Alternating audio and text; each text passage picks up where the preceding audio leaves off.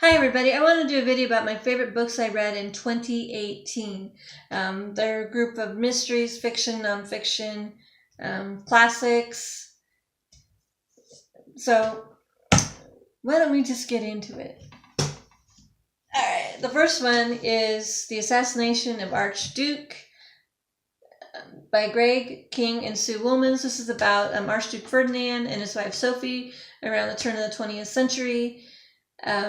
And in 1914, they visited Sarajevo. There's a lot of unrest there, and they were both assassinated, and it precipitated World War I. And I just found this kind of fascinating, particularly the more human side of it. It talks about their family life and what they were like and stuff. I think if you like history, World War I, you'd really enjoy this. So, yeah. Okay. The next one, The Royal Physician's Visit. And I'm sorry, I can't pronounce the name, so hopefully you'll be able to read it. And some of these I've already mentioned before. This is another piece of history. Of course, the dialogue and stuff, you can't, you don't really know what they were saying and stuff. But I think the events took place. This takes place in Denmark. This doctor is summoned to the court, kind of trying to be the babysitter of the king. The king wasn't getting his job done, and he actually the doctor wound up having an affair with the queen and kind of running things at the royal court. And he ends up getting executed in the end. Yay, happy ending. But I just found it really interesting and fascinating too. So I really enjoyed it. So I would recommend it. Okay, the next one, The Great Hinckley Firestorm of 1894. This takes place in Minnesota, Hinckley, Minnesota. And a great big firestorm swept through in 1894, leaving a lot of destruction and mayhem. Of course, it's really sad, but there's also a lot of inspiration too in it. I found a lot of inspiration in it. And that was by Daniel James Brown. The next one, Far from the Maddening Crowd by Thomas Hardy. Now this stars Bathsheba Everdeen and Gabriel Oak. In the beginning, Gabriel and Bathsheba, they meet and stuff. And a little bit after they meet, he proposes marriage. She turns him down. He loses his flock of sheep because he'd been building up his flock so that he could, have a better life, make more money. And he loses his sheep, so he has to start all over again. So he's looking for a job. And in the meantime, Bathsheba, her uncle dies, and she inherits a farm, and he gets a job there. And there's kind of like a lover's triangle between this Troy, who is the soldier, the neighbor farmer, the older neighbor farmer, and Gabriel Oak. And Bathsheba kind of reminds me of Scarlett O'Hara from Gone with the Wind.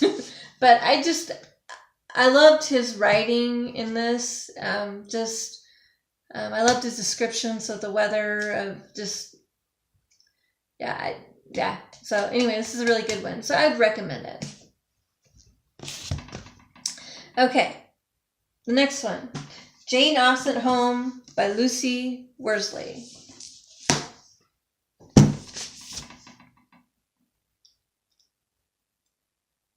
Okay.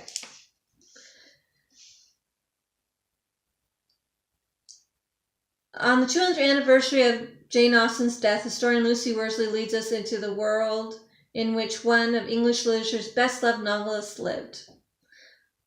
This new telling of the story of Jane's life shows us how and why she lived as she did, examining the rooms and spaces and possessions that mattered to her, and the way in which home is used in her novels.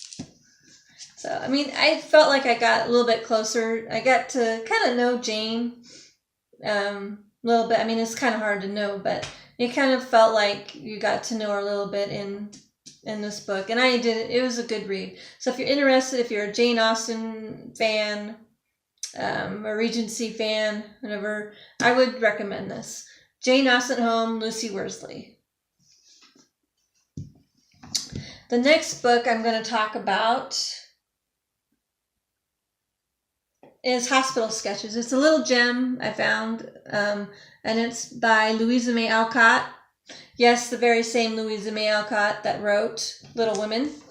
And this is kind of based on her own experience.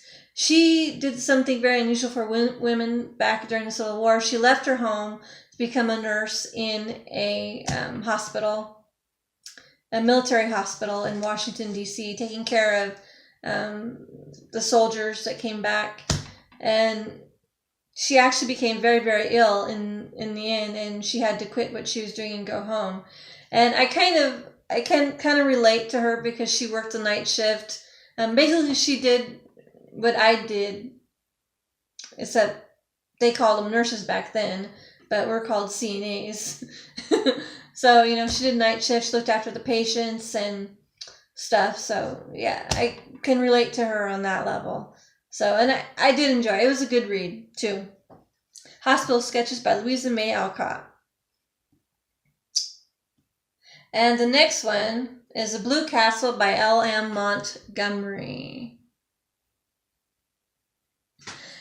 Now, this is the story of a woman who is living at home with her mom, and she's kind of a spinster. She's kind of on the shelf. And then her friend gets really ill, and her family's kind of nosy and kind of bossy and tells her what to do. And an acquaintance gets ill, and she goes and takes care of her. And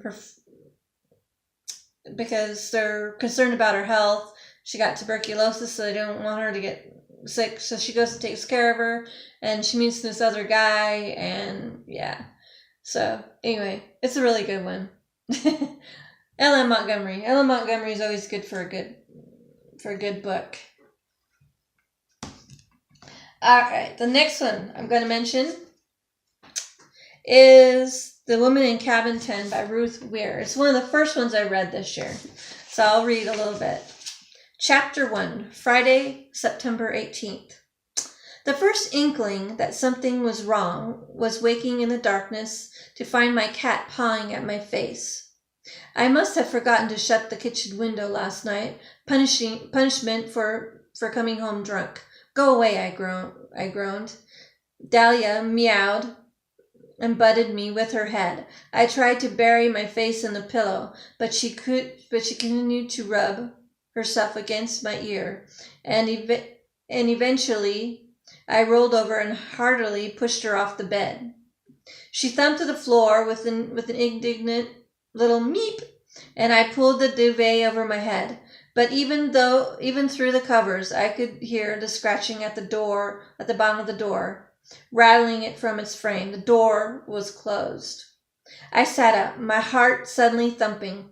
Dahlia leaped onto my bed with a glad little chirp, but I snatched her close to my chest, stilling her movements, listening. I might well have forgotten to shut the kitchen door, or I could even have locked it to without closing it properly. But my bedroom door opened outward, a quirk of the weird layout of my flat. There was no way Dahlia could have shut herself inside. Someone must have closed it. I sat frozen, holding Dahlia's warm, panting body against my chest and trying to listen.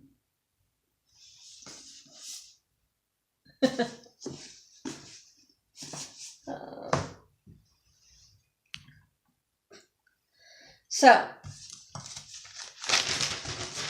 all right, the next one I read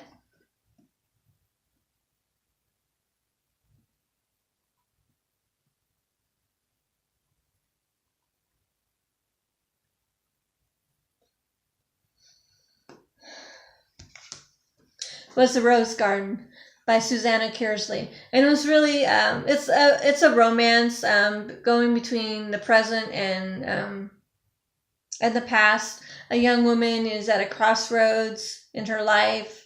So it's, yeah, I really enjoyed that one too. So, and then Victoria. And this is a story of Victoria by Daisy Goodwin. And this is Queen Victoria when she was a young woman, just starting out her reign and all that stuff. And all the trouble, she did get in a little bit of trouble. And so, but anyway, it was really good. I enjoyed it. It was one of the last books I read. This is the last book I read this year that I finished reading. And I'll just read you a little excerpt. And this is Victoria when she's woken up in the morning on June 20th, 1837, and told that she is queen. And she's going down to meet her Archbishop of Canterbury and Lord Chamberlain to be informed that she is queen. At the foot of the stairs she paused. The Archbishop and the Lord Chamberlain were behind the library door. She had been waiting for this moment for so long, and yet now it was upon her, and she was too frightened, a sudden impulse to flee to the comfort of her schoolroom. She had never been in a room alone with a man before, let alone an archbishop. And then she heard the clatter of Dash's feet, her dog. As he came down the wooden staircase, he sat at her feet, looking up at her expectantly. He, at least, was ready for the adventure that lay ahead. Victoria swallowed her fear and walked towards the door. She was queen now. And she was only 18 when she became queen. So, and I wanted to give an honorable mention to, and do I have it? Oh, wait a minute. Really quick here, because my phone's running out of battery.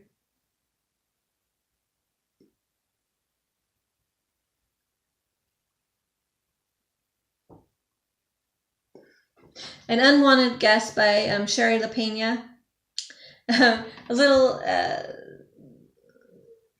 these groups of people, they go to this hotel, and there's a storm, and they're set in. They can't get out, and bad things happen. And it's really a good one. It's a good mystery. So, yeah. So, Shari Lapena, honorable mention for me. Anyway, I hope you enjoyed this video. Thank you so much for watching. And tomorrow I should be back with TBR of my January. So, January books I want to read. So anyway, thank you for watching. Goodbye.